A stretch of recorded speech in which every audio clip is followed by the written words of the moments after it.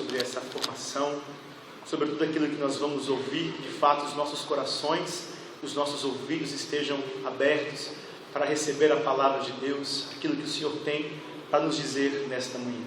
Salve Rainha, Mãe de misericórdia, vida, doçura e esperança nossa, salve. A vós bradamos os degredados filhos de Eva, a vós suspirando, gemendo e chorando neste vale de lágrimas. Eia, pois, advogada nossa, estes vossos olhos misericordiosos a nós volvei, e depois desse desterro, mostrai-nos Jesus. Bendito é o fruto do vosso ventre, ó clemente, ó piedosa, ó doce sempre Virgem Maria. Rogai por nós, Santa Mãe de Deus, para que sejamos dignos das promessas de Cristo. Em pé ainda. Evangelho de Marcos, capítulo 4, versículo 3.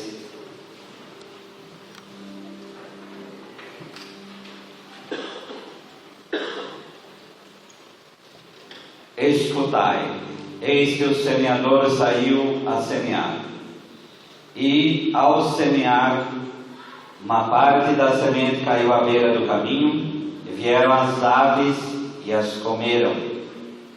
Outra parte caiu em solo pedregoso, e não havendo terra bastante, nasceu logo, porque não havia terra profunda. Mas ao surgir o sol, queimou-se, e por não ter raiz, secou. Uma parte caiu entre os espinhos. Os espinhos cresceram e a sufocaram, e não deu fruto. Outras caíram em terra boa, e produziram fruto, subindo e se desenvolvendo. E uma produziu 30, outra 60 e outra 100. Palavra da salvação. Agora se entende.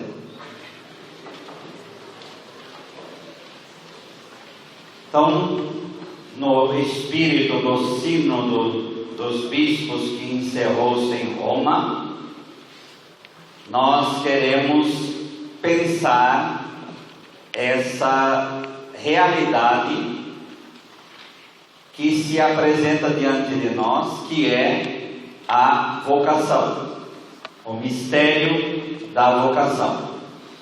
Então, juventude, vocação. Porque o Papa, ao convocar, ele poderia ter feito o sínodo da juventude, como já aconteceu. Mas, como bom jesuíta, e quem ouviu a homilia do Papa, viu que ele trabalha muito essa questão do discernimento. Afinal de contas, ele é jesuíta. E esse caráter do discernimento é muito importante. Então, dois momentos que nós vamos trabalhar aqui hoje. Por quê? Porque nós queremos levar algo para as nossas comunidades. Um primeiro momento é a vocação em si. A vocação em si. E o segundo momento, o contexto que nós estamos vivendo hoje, que é um momento muito, muito difícil. Para a vocação de comunidade, não, para qualquer vocação. Então nós estamos vivendo um momento muito difícil. Basta ver o momento como a gente viveu agora no país. Se surgiu tudo o que surgiu em matéria de desavença, de problemas, é porque nós não estamos bem. Se nós estivéssemos todo mundo tranquilo e em paz, não haveria problemas que houveram. É porque nós não estamos bem. Então, em primeiro lugar, a gente aceitar a vocação como uma realidade divina. Por isso que nós tomamos a parábola do semeador. Vamos encarar a vocação como uma palavra de Deus que é dada a cada um de nós. E, tanto nas comunidades, como a vocação matrimonial, como a vocação para ser celibatário no mundo, como qualquer vocação. Ninguém nasceu para ser estéril. Ninguém nasceu para não ser nada na vida. Todos nós temos vocação. Tá? Muitas vezes no passado a palavra vocação só se lembrava de padre, irmão e irmã religiosa. Não, vocação e também não é só para quem está em comunidade. Vocação é para todo ser humano e não só para cristão. Vocação é para todo e qualquer ser humano. É uma realidade divina que Deus nos dá. Então, o semeador saiu a semear, a semente é lançada, e nós queremos enxergar a vocação como essa semente. A semente a gente sabe muito bem que é a palavra de Deus, e essa vocação que Deus nos deu é a palavra que a palavra de Deus que Ele nos deu, que Ele nos forneceu. Portanto, vamos, quem tem a Sagrada Escritura, Efésios 4, versículo 1. O que é vocação? Rogo-vos, pois, eu, o prisioneiro do Senhor, que andeis de modo digno da vocação a qual fostes chamados. Então, há um modo correspondente a essa realidade que é a vocação. Essa clesis, esse chamado, que não é tratado somente como algo fortuito, mas uma realidade em nossa vida. E nós queremos já começar a ligar com a juventude. Qual é o itinerário da vida do cristão? Qual é o itinerário da vida do ser humano? Como uma árvore, já que estamos falando de semente, uma semente é lançada e aquilo vai crescendo, o broto germina, vai se desenvolvendo até chegar na maturidade. Ao chegar à maturidade dessa árvore, por exemplo, vai pegar uma jabuticabeira e demora 12 anos, ele fica contemplando ela, esperando, não é? Então, a maturidade é a hora que chega das flores, o fruto. Passam as estações, e o que é o fruto? O fruto são novas sementes. Então nós queremos ser frutíferos, nós queremos produzir outras árvores, nós queremos fazer com que essa realidade chegue aos mais longínquos recantos do mundo. As árvores são assim também. Elas atraem pelo perfume, elas atraem pelo perfume das suas flores, pela beleza dos frutos, pelo sabor doce dos frutos. Para quê? Em primeiro lugar, não é para sustentar-nos. Em primeiro lugar, para espalhar as suas sementes. Foi Deus que assim o fez. Até chegar um ponto em que essa árvore começa a não dar mais frutos, ela vai diminuindo e ela morre. Essa é a nossa vida. E a juventude é o quê? É o começo do aprendizado de dar frutos. É o começo quando essa árvore começa a aprender a dar seus frutos.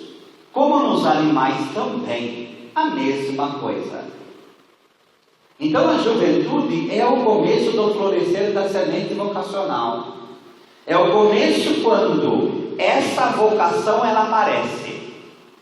Eu quero pedir uma vocação para Deus. Não faz esse tipo de oração. Não faz esse tipo de oração.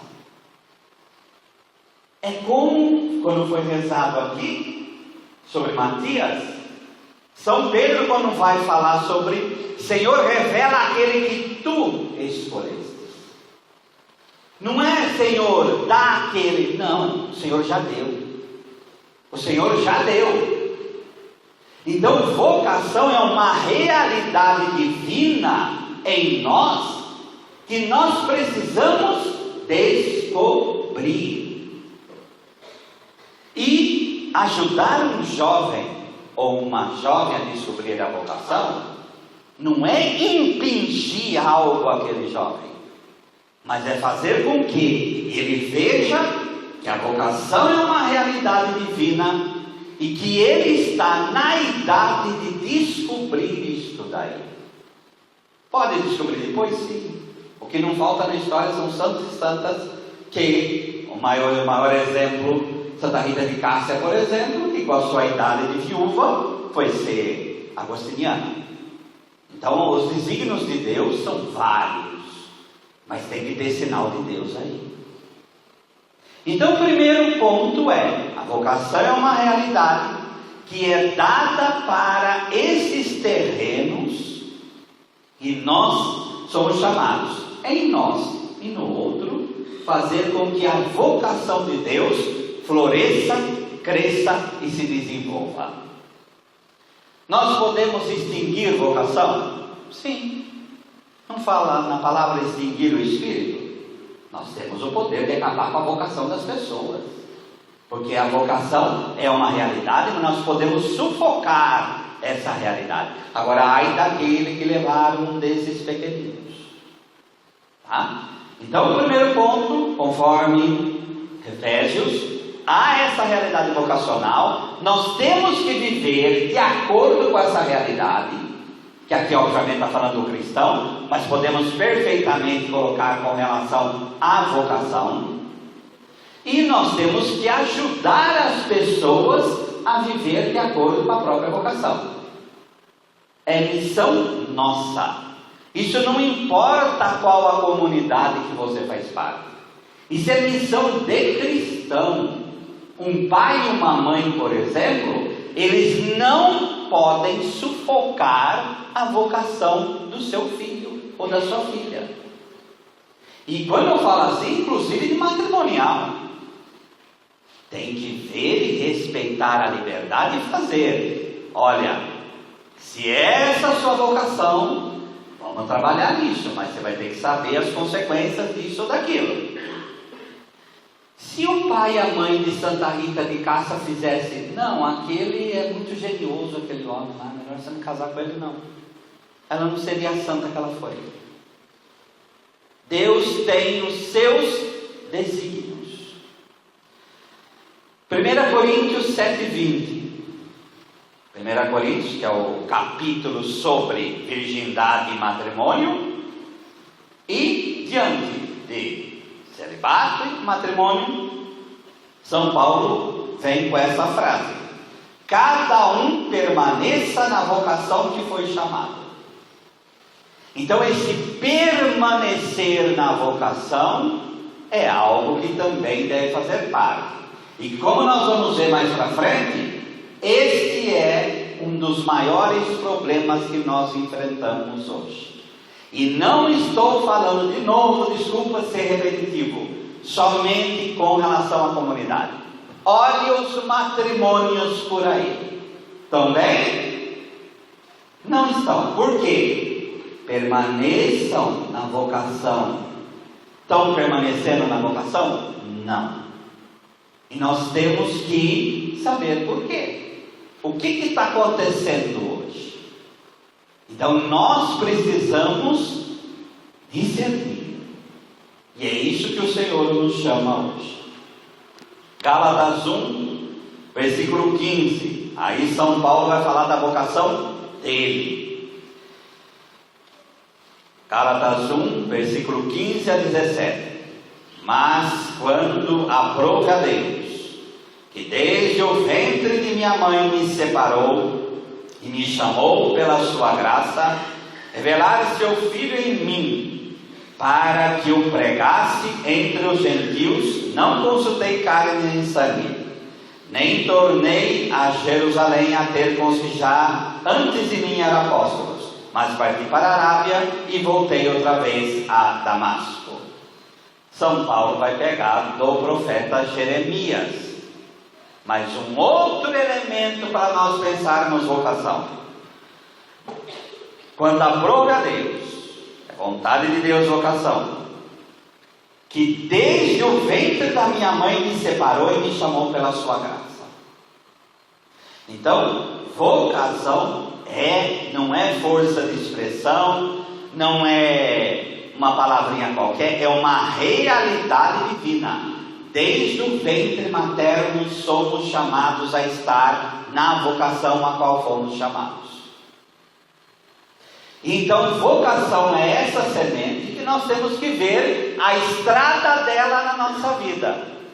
De novo, comparando com o matrimônio, nós podemos falar que desde o ventre materno aquela pessoa foi chamada a casar-se com aquele fulano, aquela fulana? Sim. Sim. Então, a estrada do amor divino na vida de cada ser humano, que faz encontrar o itinerário de decisão lá na frente, é uma realidade. Olha para os santos e santas. Olha o pai e a mãe de Santa Teresinha do Menino Jesus. Um itinerário de pessoas que buscaram até a vida religiosa, casaram-se. Saindo, casaram-se. Porém, construíram santas. Fez parte do itinerário deles uma experiência que eles tiveram. Não se consagraram perpetuamente, aquela coisa toda. Foi uma experiência pequena, mas fez parte. Claro que fez. Deus tem os seus caminhos. Mas o que nós precisamos fazer? E aí, muitas vezes esquece de pedir esse carisma. Nós temos que pedir discernimento. Porque nós podemos pegar um óculos e forçar a mão de Deus. E começar a ler na nossa vida aquilo que Deus não escreveu. Então nós precisamos pedir para Deus a graça do discernimento.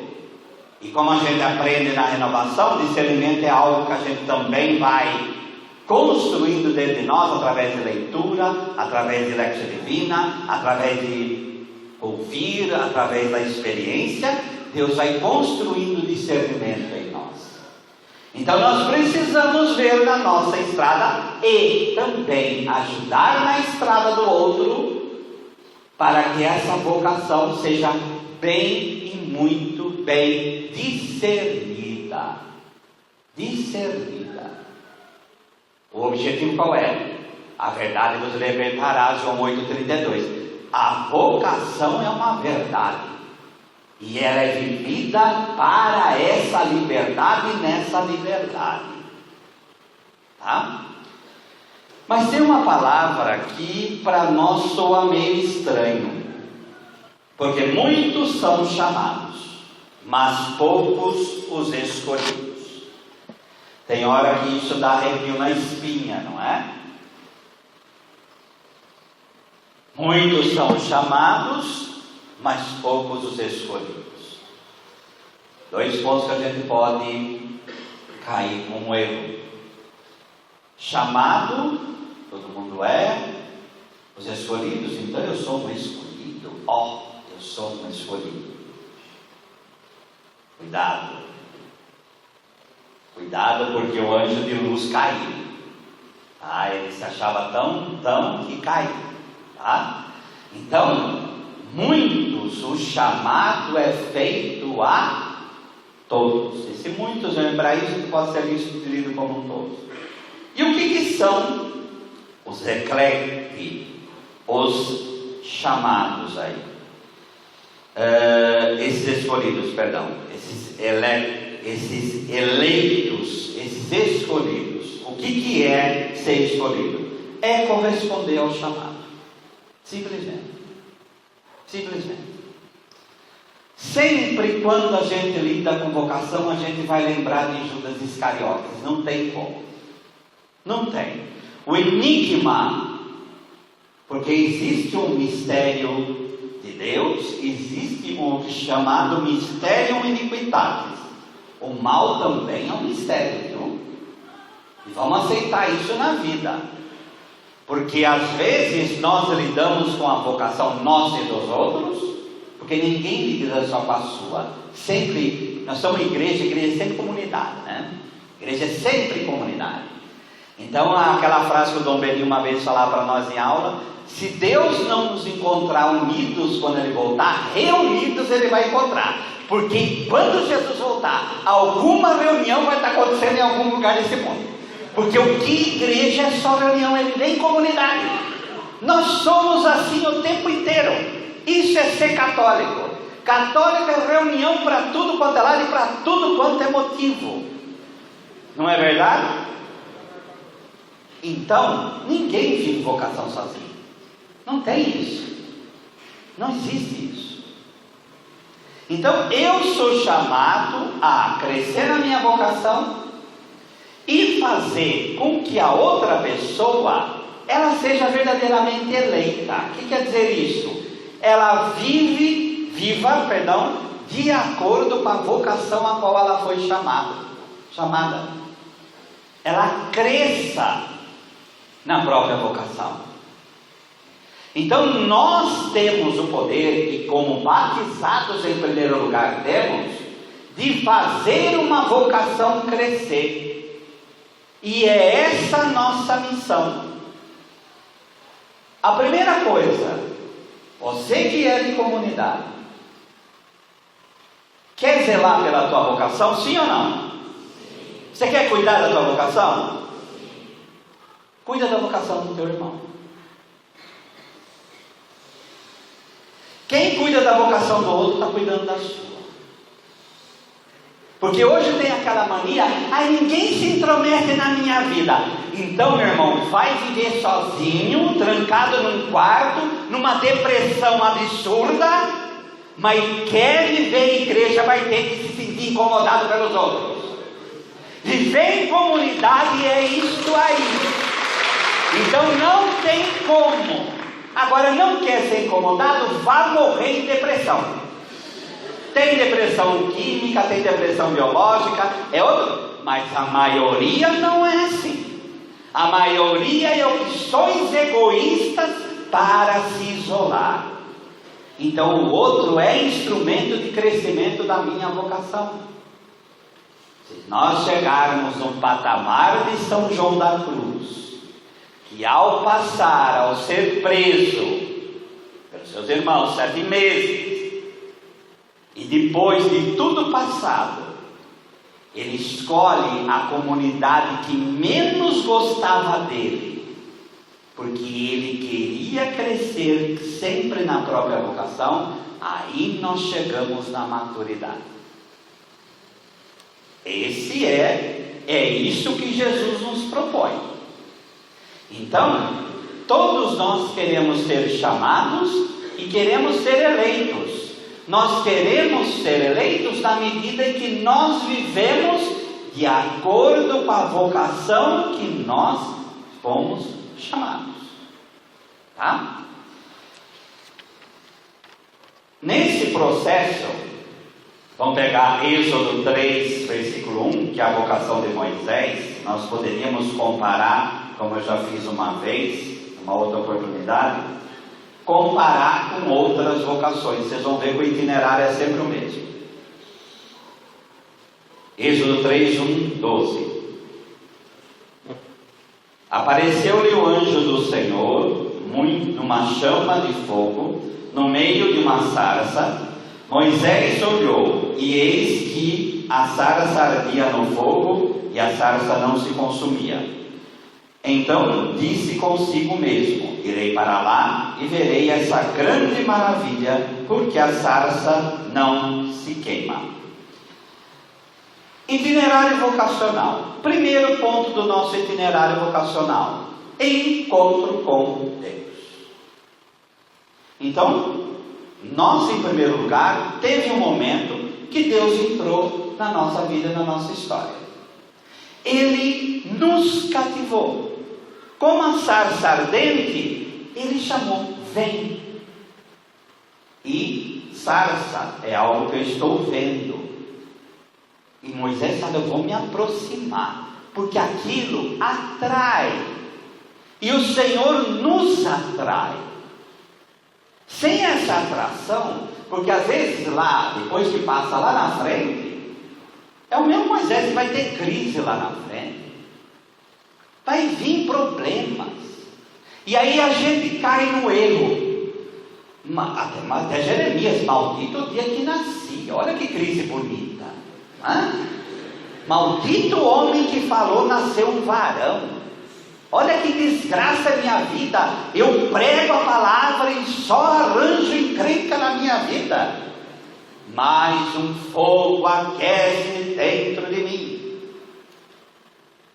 Às vezes a gente recrimina isso aqui.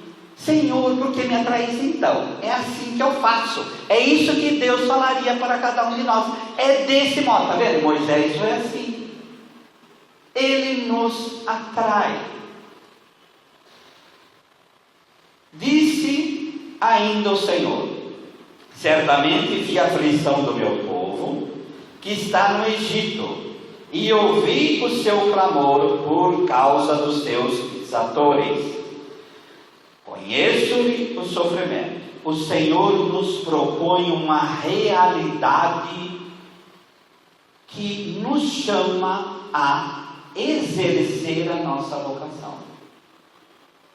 Mesmo se a vocação mais contemplativa do mundo, você é chamado a amar a realidade da missionária evangelizadora da igreja. Vai saber Santa Teresinha, né? Queria ser padre, queria ser missionária, né? Mas descobri, no centro da igreja serei o amor. Mas esse ardor da presença. Então, o Senhor nos atrai só para a gente se sentir bem? Não. O Senhor nos atrai para sermos cooperadores dele. Olha a palavra, junto, operadores. Trabalhar junto com ele. Por isso ele quer que tenhamos os mesmos sentimentos dele. Filipenses 2. Tendem em vós os mesmos sentimentos que havia em Cristo Jesus. Para que nós nos condoemos com a realidade da evangelização, da pregação da palavra, do encontro com Deus, e por aí vai, seja qual for o carisma que Deus nos chama. Então ele propõe algo para nós. Ninguém é vocacionado para se fechar em si mesmo. Nós somos vocacionados como a árvore. O Papa Francisco falou isso esse ano. Toda a realidade da criação, as árvores, as plantas, os animais, vivem para o outro. As plantas, as flores são bonitas para os outros, não para si mesmo. Então nossa vocação é para uma realidade. Para uma realidade. E aí vem concretamente. O Senhor apresenta o problema. O Senhor apresenta a realidade. Mas aí, versículo 10.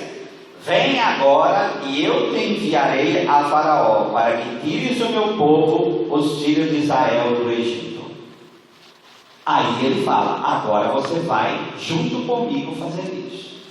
Deus tinha o poder de tirar o povo do Egito sem Moisés? Claro, gente. Como nós, a nossa realidade. Nós temos a capacidade Deus tem a capacidade de salvar sem nós. Mas Ele quis precisar de nós. Quis. Então a missão é apresentada para aquele que é vocacionado. Vamos de novo no casamento, é a mesma coisa.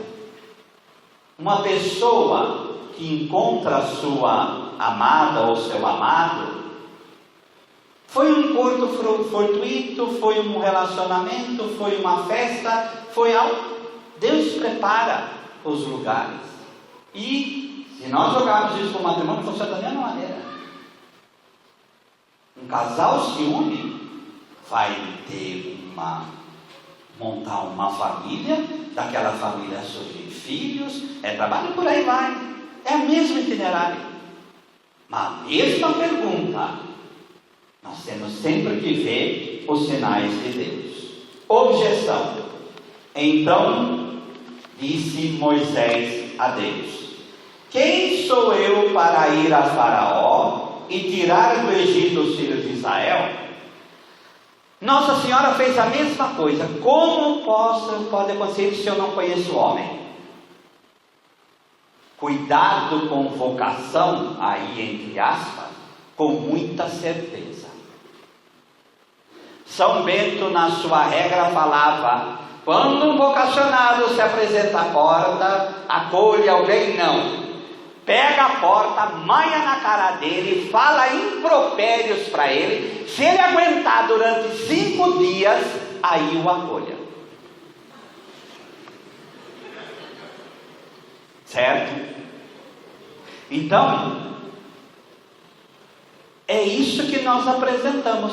E quando Moisés, você acha que Moisés, eu vou por Faraó, vou voltar naquele negócio lá, eu vou voltar para aqui, qual é a primeira coisa que passa? Eu vou morrer. É óbvio, todo mundo conhece a história, eu vou morrer. Então como que vai ser isso? Vocacionado que questiona é o perfeito vocacionado, mas questiona nesse ponto, questiona para buscar, não questiona para recusar. Questiona para quê? Eu quero saber qual é a verdade em tudo isso. Muitos casamentos, e vocês sabem disso, eu estou fazendo esse paralelo e é proposital, viu? Porque eu quero realmente que saiam daqui com a imagem verdadeira do que é vocação. Quantos namoros que deram casamentos frutíferos, que a mulher, o homem ficou cercando de mil modos, ela não queria de jeito nenhum. Há uma ojeriza, um nojo até ela tinha no começo. E depois a atração veio. É isso daqui. Então isso faz parte do itinerário vocacional. Questionar para buscar a realidade. E por fim, versículo 12. Deus lhe respondeu: eu serei contigo, e este será o sinal de que eu te enviei. Depois de haveres tirado o povo do Egito, servireis a Deus neste monte. A confirmação. Deus não joga a gente num deserto e fala, dane-se. Deus não faz isso. Aí a frase de Santa Teresa de Calcutá: uma certeza eu tenho na minha vida, na minha vocação, perdão. Deus não brinca com a minha vida. O demônio, ele gosta de colocar isso no nosso ouvido. Está vendo? Como fez com Eva, Gênesis 3. Olha, está vendo? É para isso que ele te chamou. É para isso que ele te constituiu aqui. Para destruir a tua vida. Ele não gosta de você. Por isso, nós temos que ver os sinais da confirmação da nossa vocação. E quando você encontra sinais da tua vocação, você tem que registrar no livro do teu coração e não deixar que ninguém toque esses sinais de vocação, de confirmação. Esse é o teu tesouro, é a palavra que Deus te deu. Não expõe para o inimigo, é sua, e aí você vai cuidar disso, como nós também vamos ajudar o outro a cuidar do tesouro dele. Cuidar do tesouro dele. Aqui é a vocação sacerdotal, mas alguns elementos que a igreja nos coloca. Uma vez reconhecida a idoneidade do vocacionado, com intenção reta e liberdade plena. Nesse contexto vocacional, quando a gente pega essas árvores querendo dar frutos, que são jovens, nós temos que ver se há liberdade plena. Então, se há realmente consciência daquilo que eu vou fazer. Tem uma história do Papa São João Paulo II que, em 1946, logo após a guerra, um soldado bateu a porta do seminário querendo ser sacerdote. Só que se viu que diante das mortes que ele viu, aquilo não era vocação, mas era um ímpeto de uma pessoa que tinha sofrido, mas ao ver, viu que não tinha liberdade plena e não tinha elementos vocacionais naquele homem que se apresentava. Então nós temos que ver se há liberdade plena. Outro ponto, é dom de Deus. Vocação é dada por Deus. O Padre Júlio Maria, que é o fundador dos Sacramentinos, ele falava que vocação é duas partes: a aptidão interna, que é aquilo que Deus plantou dentro de mim, e os sinais que vêm. Quando os sinais batem com aquilo que está internamente, é vocação. No meu caso, por exemplo, que isso já vai para 21 anos, a procura, a busca é fundamental. Vocacionado tem que buscar. Se não está buscando, porque não está querendo compreender a própria vocação. Então, vocacionado busca. E quando eu vi aquela comunidade, com aquele senhor idoso que era o meu fundador, Padre Gilberto, com os hábitos e tudo mais, e via sinais, como foi no meu caso, o Miguel Arcanjo, aquela coisa toda, a espiritualidade carismática, que era o que era ser salvista na época. Falei, essa é a minha vida. Esses sinais não podem ficar só nos sinais. Eles têm que ser aprofundados na nossa vida. Aprofundados. Porque eu não posso ficar na exterioridade dos sinais. Eu tenho que me aprofundar no dom de Deus. Quando que você vai conhecer o teu aprofundamento à vocação? Na eternidade. Lá você vai conhecer perfeitamente a tua vocação. Porque se ela é dom de Deus, ela é uma palavra de Deus, é inesgotável o conhecimento da nossa própria vocação. Então, aceita isso. Ai daquele que falar, não, eu conheço perfeitamente a minha vocação. Você vai cair. Seja humilde, porque é preciso, tá? A história de cada vocação é a história inefável do diálogo entre Deus e o homem. Por isso, oração é parte integrante de vocação. Você tem que rezar muito a tua e a vocação da tua comunidade. Então você reza a tua vocação e a vocação da tua comunidade, porque tem gente que é tão egoísta que só pensa em si, né? Eu tenho que rezar as vocações da minha comunidade. Eu tenho que rezar para que haja essa perseverança. Graça e liberdade não se opõem entre si, mas a graça colabora aprimorando a minha liberdade. E quanto mais livre eu sou, mais eu me abro à realidade da vocação. Então, nós temos que verdadeiramente trabalhar isto. O jovem rico do Evangelho que não segue o chamamento de Jesus recorda-nos os obstáculos que podem bloquear uma vocação, que depois nós vamos ver isso aí em profundidade.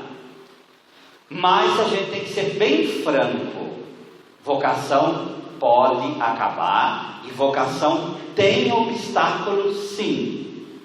Não iluda um vocacionado, viu? É que nem a pessoa: eu estou apaixonada, eu quero me casar. Ótimo, vai casar, Deus abençoe, que seja um bom casamento. Mas ele é perfeito. Bom, já temos um problema.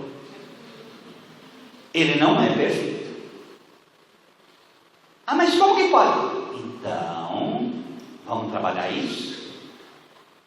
Vamos trabalhar? Qual é a realidade do homem da tua vida? Qual é a realidade da mulher da tua vida?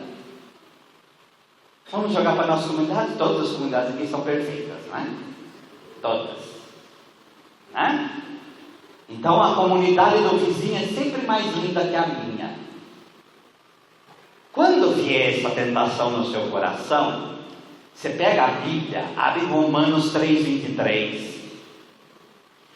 Todos pecaram e todos estão privados da glória de Deus. Tradução: ninguém presta. Fica tranquilo, na tua comunidade ninguém presta e nos outros também não. tá? Tem Pedro, tem Judas, tem Tiago e João que quer sentar do lado do mestre, sabe? Tem gente que não entende nada, é um Tomé que fala, então vou morrer lá junto com Lázaro também, está tudo perdido mesmo. A comunidade de Jesus era assim. Por que a sua tem que ser diferente? Por que a sua tem que ser diferente? Na sua tem Tiago, na sua tem Pedro, na sua vai ter Judas. Vai ter Judas, vai ter mistério e iniquidades da tua comunidade também. A gente não pode cair no pessimismo, obviamente. Então está tudo, não. São Paulo fala, tudo foi encerrado sobre o pecado, para quê? Para que a graça de Deus haja. Então você tem que saber que a tua comunidade vai crescer pela graça de Deus. Pela graça de Deus. E não porque vocês são lindos e maravilhosos. Ah, todos nós somos pecadores. Agora, num ano passando, vamos pegar o cristianismo como um todo, o surgimento da vida consagrada e a vocação matrimonial. Qual é a história desses três? Vamos pegar lá no começo. O cristianismo nasce sob o peso da perseguição. Nesse ponto, a vida consagrada é o quê? Morrer mártir. O martírio é aquilo que é o ícone maior da entrega a Deus. E o matrimônio? 1 Coríntios 7,39. A mulher está ligada enquanto vive ao marido. Contudo, se falecer o marido, fica livre para casar com quem quiser, mas somente no Senhor. Esse é o sacramento do matrimônio. Lá do começo, anos 50, no Senhor. Isso quer dizer o quê? Que se casava na casa, sob a presidência do pai, tá? E a bênção da igreja vinha através disto. E o casamento no civil também, que tinha uma estrutura tanto no direito romano, em Israel, claro que não, mas havia uma certa estrutura. Mesmo se você casasse no civil, a tua relação era no Senhor, pela bênção da casa, tá? No ano 313, Edito de Milão, Constantino dá a liberdade religiosa. Em 380 vem Teodósio, que reconhece o cristianismo como religião oficial. O martírio termina, então começa a surgir a vida religiosa como fuga mundo. A fuga do mundo. Então, primeiro os eremitas, que vão para o meio do deserto, as comunidades de virgens que se consagram. São Jerônimo tinha e mantinha uma comunidade de virgens como essa, por exemplo. Existiam várias outras. E depois esses eremitas começam a viver junto, vida cenobítica, começa a se consagrar na vida comum. Aí surge a regra, que no nosso caso no Ocidente, no Oriente São Basílio, no nosso caso no Ocidente a regra de São Bento. E o matrimônio? O matrimônio começa nesse período a sair da casa e vir para a porta da igreja. Começa isso, não quer dizer que ele não era sacramento, ele sempre foi sacramento. Só que havia muitos outros sacramentos, o discernimento dos 7 vão surgindo. E aí, o matrimônio vem para a porta da igreja.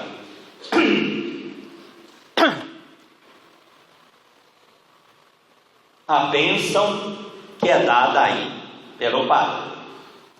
Na Alta Idade Média, união de igreja e Estado, tá?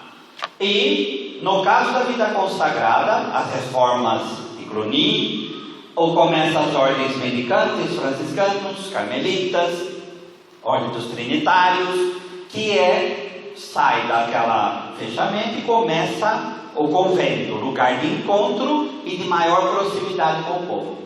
E o matrimônio?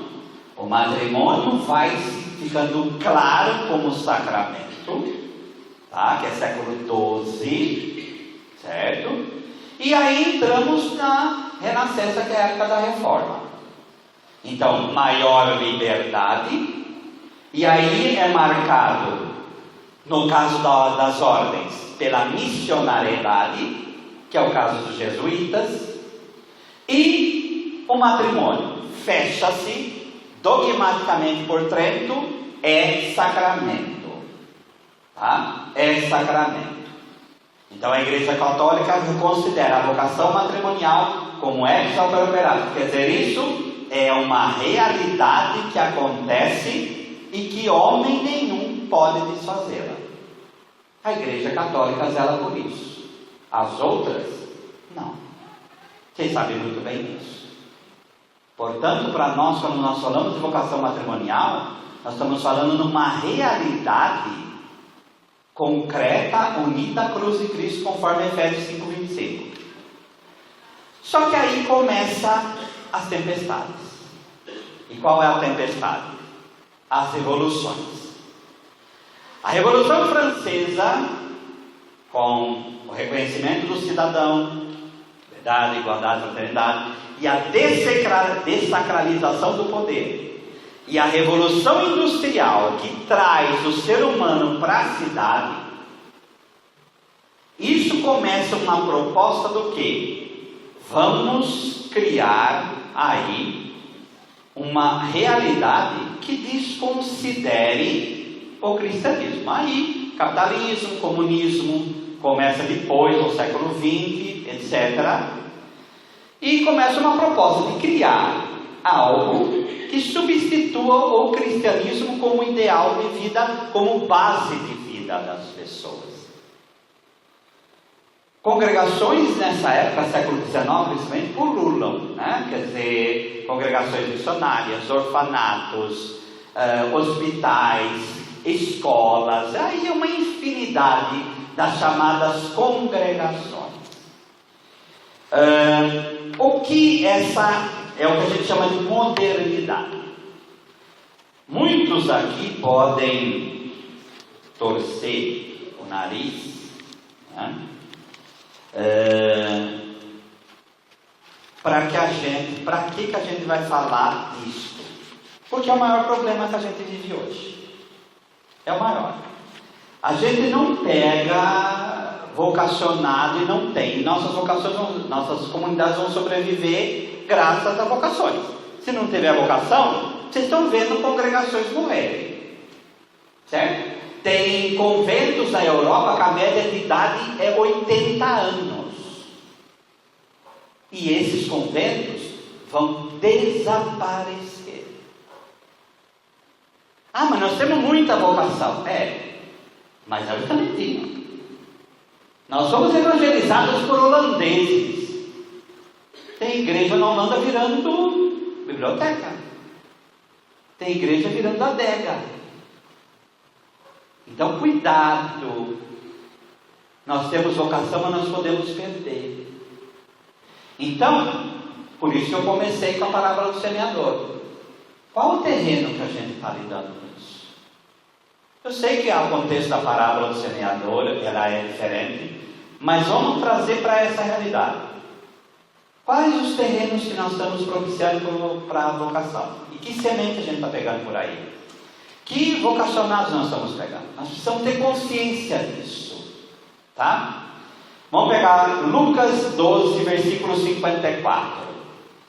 Lucas 12, versículo 54. Essa leitura foi feita há pouco tempo na nossa liturgia.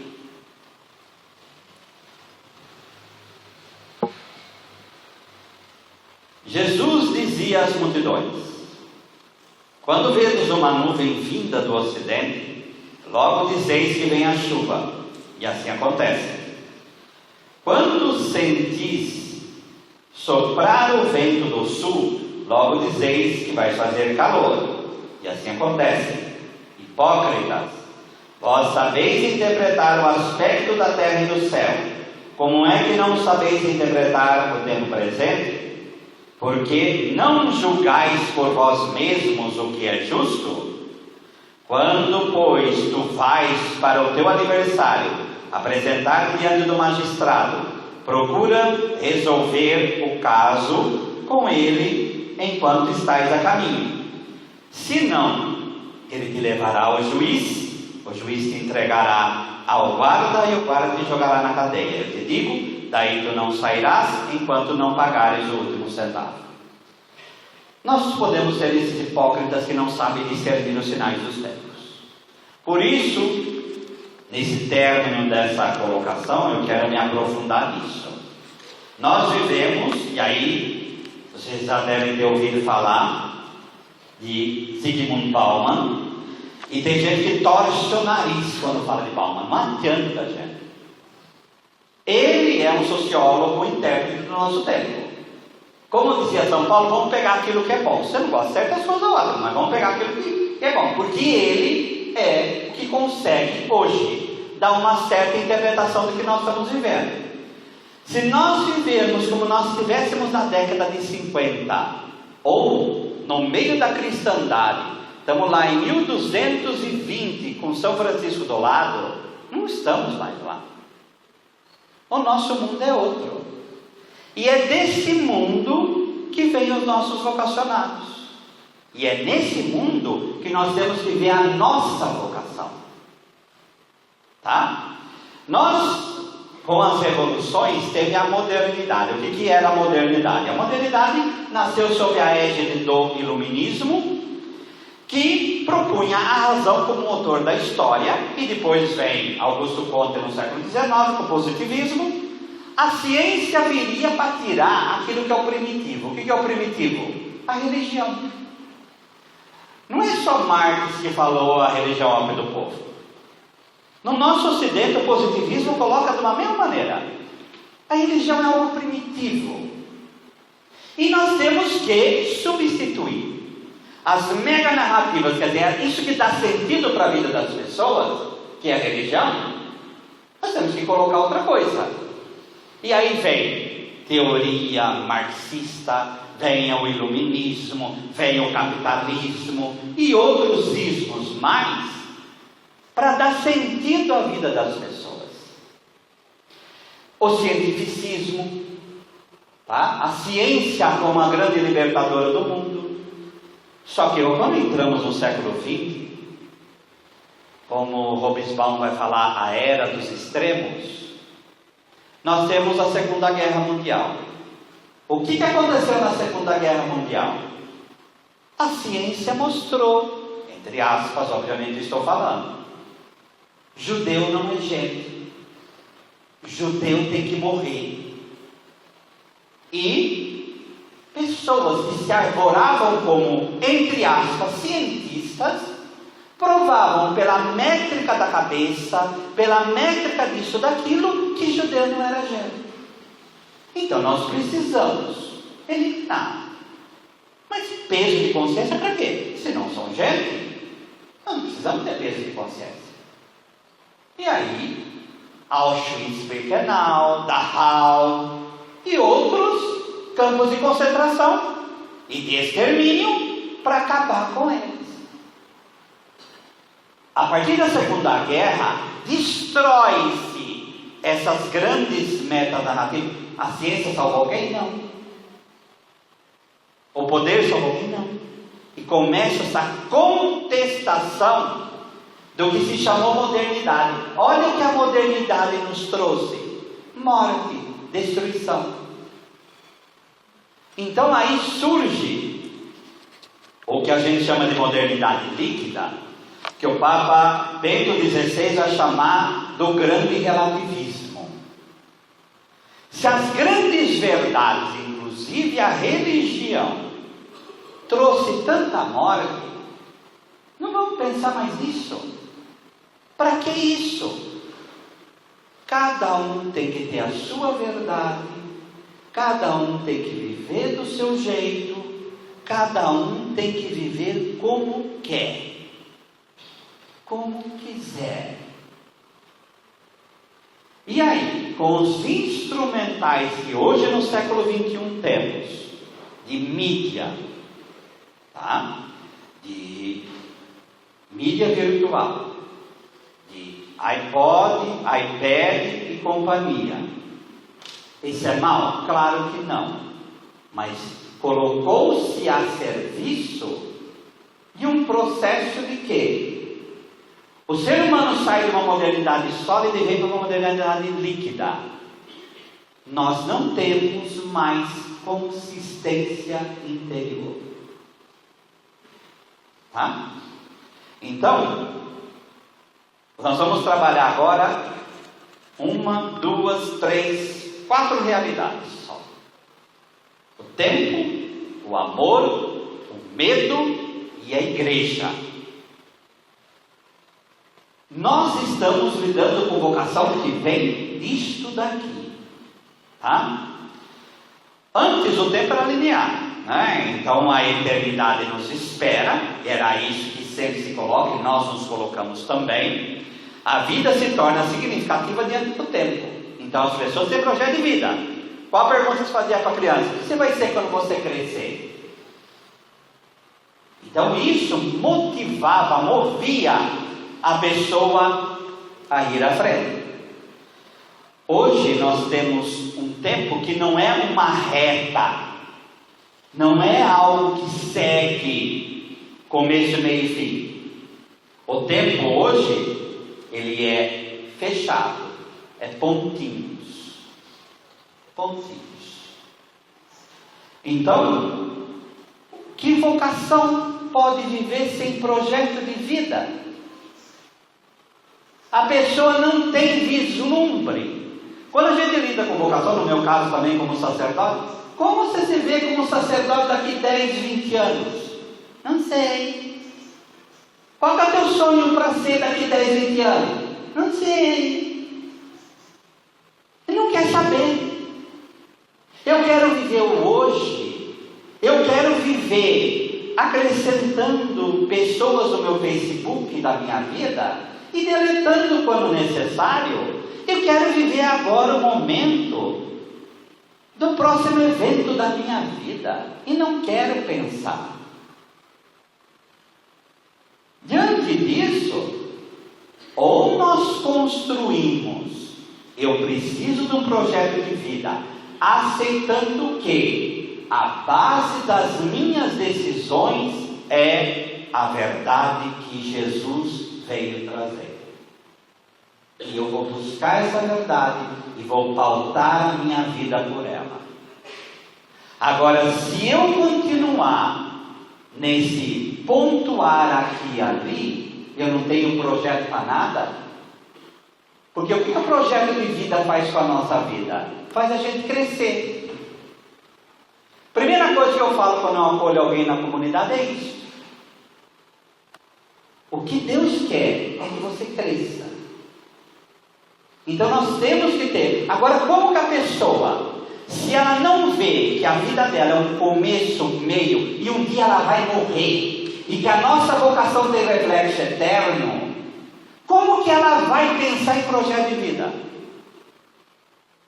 Vocês já repararam que pessoas não gostam mais de enterro, que enterro vai 2, 3 pessoas, e o coveiro que é pago para fazer o serviço dele chega? Porque ninguém quer lidar mais com a morte. Então, morte é passagem de projeto de vida. O projeto de vida dele não foi o fim na cruz, mas nela nós vemos a ressurreição. Nós vemos na nossa vida o nosso carregar na cruz, parece que termina na primeira estação. Primeira estação, Pilatos condena Jesus à morte. Primeira estação, primeiro problema, eu morri. Você não tem que morrer antes do final, você tem que morrer na 12ª. E não na primeira. Vai ter que carregar a cruz, sim. A tua vida é um itinerário. E o que dá sentido para a tua vida é o que Ele veio trazer. Agora todo mundo fala de Jesus, fala disso, fala daquilo. Agora tem que viver pautado nisto. Então, vida de vocacionado é projeto de vida vivido no tempo da tua vida. Eu vou entrar para uma comunidade para sempre. Para sempre. É isso que eu quero para mim. Se não é, vai discernir, amém? Glória a Deus por isso. Agora, se eu abracei isso, eu tenho que continuar. O Dom Henrique pregou o retiro para nós. Henrique Soares pregou o retiro para nós, né? Foi aquele retiro destrutivo. E aí, porque destruiu a cada um de nós, obviamente. E ele falou uma palavra que é mais destruidora ainda. Quando você faz o seu compromisso definitivo na tua comunidade, você não tem direito mais, eu estou falando palavras dele, você não tem direito mais a ter crises vocacionais. Porque já houve reconhecimento. É que nem quem casou. Você vai ter crises de fidelidade, mas não mais vocacional. Tua vocação já foi confirmada. Agora é só carregar a cruz dela. Tá? Qualquer coisa você reclama com ele. Tá? O amor. O amor sólido, o compromisso até que a morte o separe, o sofrimento como parte do amor, o carregar a cruz realmente, né? Doação, amor é se entregar para que proporcionar vida no outro e que esse outro seja livre. Um amor que seja real, feito de encontro, de argumentação e de diálogo. Hoje, esse amor líquido, que você não sabe nem quem é a pessoa que está do seu lado, é amor Facebook, né? É amor Facebook. Por isso que o Facebook faz tanto sucesso. O que atrai? Eu conecto e desconecto com a maior facilidade. Eu deleto pessoas da minha vida. Agora, no mundo real, no virtual, você pode fazer isso. Claro, obviamente, a pessoa está te incomodando no Facebook, você vai e bloqueia. Você não é obrigado a ficar suportando pessoas te enxovalhando, te prejudicando. Não há problema. É uma plataforma de relacionamento público. Perfeito. Só que você não vai fazer isso para a tua vida. Você não pode desligar um matrimônio por mensagem. Olha, a partir de... Relacionamento é assumir pessoa.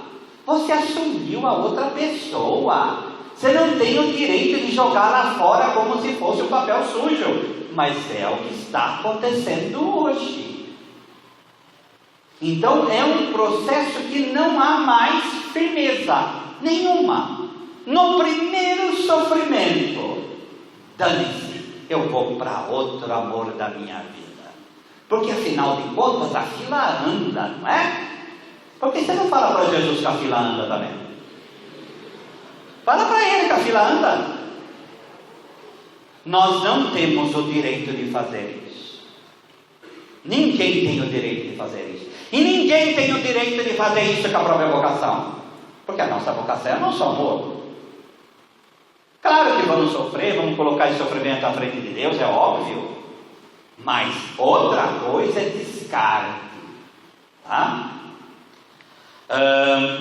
Não há amor aliado à vocação, nessa vocação líquida, mas apenas um apreço pelo próprio modo de gostar. Então a gente trata a vocação como se fosse sorvete, né? Eu adoro sorvete, isso, daquilo. Não gosto mais de mundo de sorvete. Não. Você tem que amar a tua vocação e se doar por ela. Tá? Mas tem um monte de gente que me prejudica. Quem é o Senhor da tua vocação? É o teu superior? É o teu fundador? É Deus. O fundador é um instrumento de Deus poderoso, que Deus deu através dele uma semente de vida eterna. Mas o fundador não é Deus. Lamento informar. E os santos e santas apresentaram a própria fragilidade. E eu tenho que buscar a semente de Deus ali. E eu tenho que amar essa semente. Está com problema? Deus vai intervir. E eu tenho que crer nisto, para que eu possa viver a minha vocação. Vocação como antítese de sofrimento. Então, eu viver vocação é eu entrar numa redoma de vidro e viver nela. Tá? E o mundo está lá fora. E eu aqui. Não. Vocação é, muitas vezes, sofrer. O Papa Bento falou isso. O problema do mundo de hoje é ver felicidade como antítese de sofrimento. A pessoa que vai ser mãe sofre na hora do parto e depois também. E às vezes sofre pelo resto da vida com os filhos que ela colocou no mundo. Não é? Isso quer dizer que ela não é feliz? Não. A felicidade comporta sofrimento.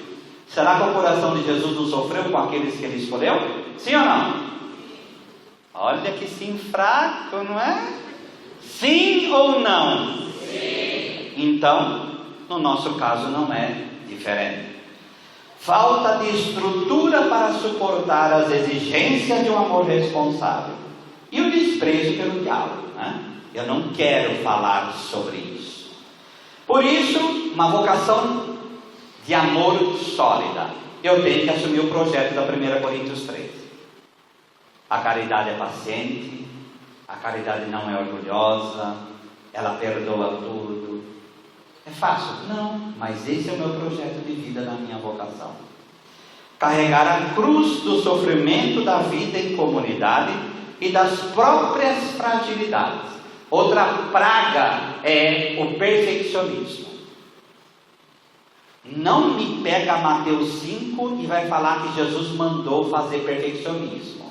Você está sendo blasfemo. Jesus mandou a gente amar perfeitamente. Porque se Ele fez como o vosso Pai Celeste é perfeito, é amar. É amar. E não esse perfeccionismo que está na raiz de um monte de doença psíquica. Isso é doença, porque vem do orgulho humano. Eu vou ser perfeito pela minha própria força. Sem mim, nada podeis fazer. Ou você assume esse nada, ou você não vai para frente. Tá? E o autoconhecimento. Eu sou imagem e semelhança de Deus. Vocação, na comunidade que você está, os instrumentais que Deus colocou, que essas criaturas que estão do seu lado, são os instrumentais da mão dele, a mão do oleiro, para mostrar quem você é. Quem você é. Tem modo de você viver numa comunidade e fingir pela vida toda? Tem. E tem pessoas que têm uma capacidade imensa de ser um camaleão de primeira. Eu vou fingindo. Depois lá na frente, mas o que eu fiz na minha vida? A culpa é sua. Deus colocou situações para você crescer e você não quis. Tá? Medo. O medo faz parte da nossa história. Medo é algo animal. Todo animal tem medo, tá? E nós não somos diferentes. O medo é um instrumento que Deus nos dá para que a gente possa viver, porque nós vivemos nos limites da nossa vida. Então, nossa limitação, e vivemos com medo. Antes, o medo era mais sólido, né? Eu tenho medo disso, daquilo e daquilo. O medo hoje está meio fluido. E aí que começa a sair as depressões da vida. Eu não quero pensar, eu não quero falar, eu só quero sorrir, eu só quero ser feliz. E para ser feliz, eu não tenho que pensar que eu vou ter problema na vida. Eu não tenho que pensar nos meus medos. Eu tenho que fingir que eu não tenho medo. Aquilo vai crescendo dentro de você e uma hora vai arrebentar numa grande e profunda depressão. Tá? Por isso, nessa inconsistência perante os medos, que parece ter medo de tudo, tá? Nós temos que aceitar o desafio da insegurança. Nossa vida é liberdade e segurança. Muitas vezes a gente quer mais segurança e a gente quer mais liberdade. Quanto mais liberdade você tem, menos segurança você tem. Quanto mais segurança você tem, menos liberdade. Então nós temos que viver no equilíbrio. E saber que, quando se trata de vocação, a gente vai viver sempre nesse medo, Porque nós temos medo de perder a segurança e, ao mesmo tempo, nessa busca da liberdade, como está em Gálatas 5:1, é para a liberdade que Cristo vos libertou. Qual que é a solução com vocação? Nós temos que conviver com os medos. A gente tem que conviver com medo. Não tem vocação que não tenha medo. Nós pegamos a de Moisés, pode pegar dos outros. Eu sou apenas uma criança. Jeremias, então, está lá. Está lá. Isaías, sou um homem de lábios impuro. Está lá. Então, nós temos medo. Não é fugir do medo. É que conviver com ele e saber que isso é humano. Pai, afasta de mim esse cálice. Se ele falou isso, por que nós queremos ser o que nós não somos? Agora, não é para... É um medo, aí eu vi aquele que São Paulo II, coragem, né? Mas para você vencer o medo, e para ter coragem, você precisa saber do que você tem medo. Então, pegar o touro e olhar nos olhos dele. E por fim, o pior, nós viemos de uma igreja, Santa Católica Apostólica Romana. Pedro, tu és pedra, sobre essa pedra ficarei na igreja. São 2000 anos de uma instituição, com essa estrutura hierárquica que a gente conhece, como guardiã da verdade, tá? E que ultrapassa os tempos. Por isso, quando a eleição de Papa, todo mundo fica embasbacado, né? Porque é algo milagroso. A igreja é milagre de Deus no nosso meio, tá? Mas nós temos o perigo de cair e querer construir uma igreja líquida. O que é uma igreja líquida? Uma igreja como comunidades guarda-roupa, com opção. Isso aqui é um artigo de Christian Nickel, ele faz uma análise muito boa nisso. Uma igreja, uma comunidade guarda-roupa com opção para inibir e anestesiar os problemas individuais. Então eu quero uma fé de anestesia. Eu não quero ter problema. Então eu quero um Deus de milagre, que me dê aquilo que eu quero na hora que eu quero, e tem que dar da forma como eu quero, porque se não der certo eu vou para outro lugar, porque ali eu vejo que não é. Então, uma igreja de mercantilistas da fé. Eu mercantilizo com Deus. Uma igreja mercadológica, marqueteira, em que o marketing é a ciência de adaptar os produtos à própria necessidade. Eu quero adaptar Jesus à minha necessidade. Não cabe na igreja cristã. Se quiser me seguir, renuncie a si mesmo, tome a sua cruz e siga-me. Ele não falou, se quiser me seguir, venha para ficar feliz, rico, lindo, maravilhoso. Não, é carregar a cruz. Essa é a essência da nossa pregação. Se é para, 1 Coríntios 15, se é para esse mundo que nós colocamos a nossa esperança em Cristo Jesus, nós somos, de todos os homens, os mais tolos. Mas, na verdade, Cristo ressuscitou. Então, uma igreja em que uma religião fundada numa salvação escatológica agora se transformou numa religião do hedonismo e da realização pessoal. E aí vem o vocacionado de uma realidade dessa. Eu quero uma vocação que todo mundo me ame, que todo mundo me adore, que todo mundo faça o que eu quero, em que eu faço o que eu quero, do modo como eu quero e na hora que eu quero. Como dizia a minha nona, io, primo io, dopo io, sempre io. Eu, depois eu, primeiro eu, depois eu, sempre eu. Aí fica muito difícil, para falar impossível. Impossível. Os conventos antigamente tinham uma cruz sem o Cristo nos corredores, para falar: é nela que você vai. E cada vez que entrava no corredor para ir para a cela ou sair da cela, se olhava para aquela cruz. Isso não quer dizer que é masoquismo, hein, gente? Sabe para que serve a cruz? Para fazer a gente feliz. Porque é o único modo de ser feliz. E se você, como cristão, está pregando outra coisa, você não está sendo mais cristão. Ela é a única escada para o céu, como vai dizer Santa Rosa de Lima. A única. Então nós pegamos vocacionários, mas nós vamos desistir deles? Não. Vamos oferecer aquilo que há de melhor nesse mundo. Nós vamos anunciar para os nossos vocacionados quem é Jesus. E que Ele te chama para ficar mais perto dele. Para carregar a cruz.